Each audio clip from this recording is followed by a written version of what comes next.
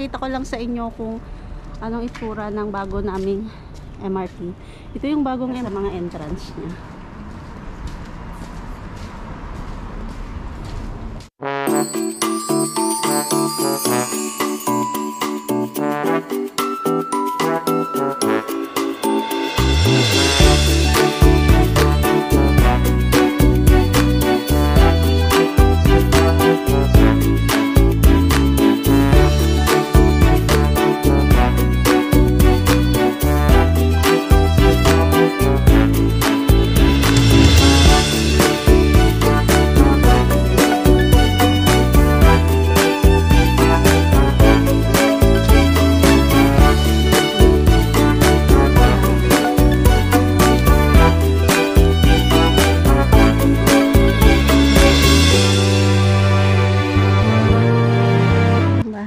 Dalawang kulay lang siya.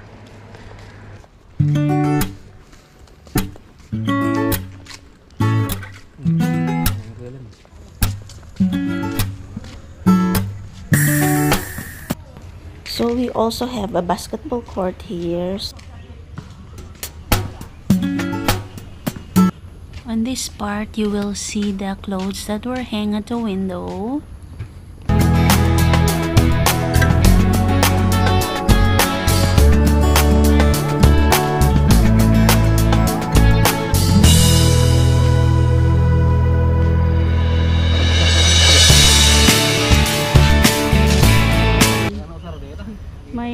May mga barbecue, mag-gathering, kunwari mga small gathering na gustong mag-barbecue, ganun. So, meron silang barbecue kit. So, although right now, dahil sa pandemya, bawal na kasi masyado crowding. So, wala nang, mukhang hindi na yung nagagamit ng matagal. Ayan guys, ang ganda, diba? Ang daming mga kahoy dito. Napakaganda. Nakakatuwa lang na may mga makikita kang mga ganitong mga kahoy. Sa mga nature lovers, may enjoy nilang maglakad-lakad dito. Ayan. Sa Pinas, ang hirap makahanap ng ganitong place na kalapit ng mga houses. Paano the courts mo ka?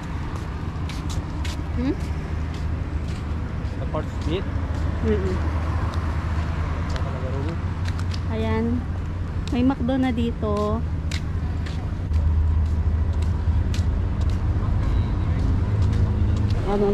Tignan nyo, ang daming tao.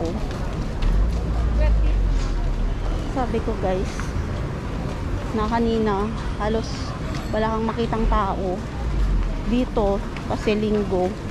Ang daming tao. So, yun, weekend kasi lahat ng mga kasambahay, ganun, nakakapag-day off sila. So,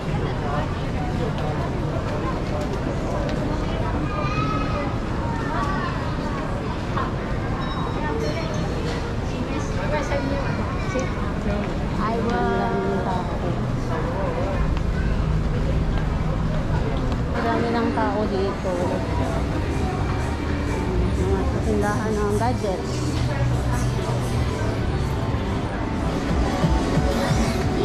So, palaruan. Ito yung Watson. So, andito kami sa Watson ngayon. We're going to look for where's that other? Here. Narin. 985.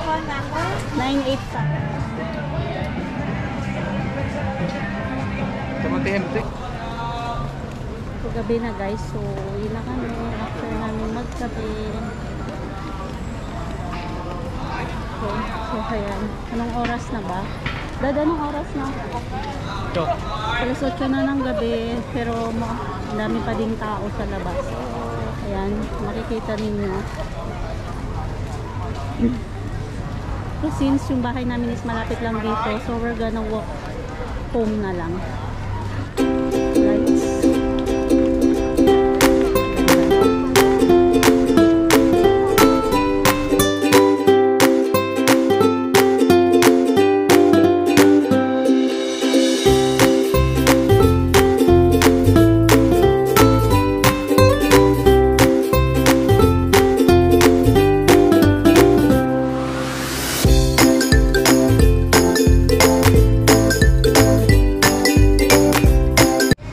Look at my daddy naman here beside me.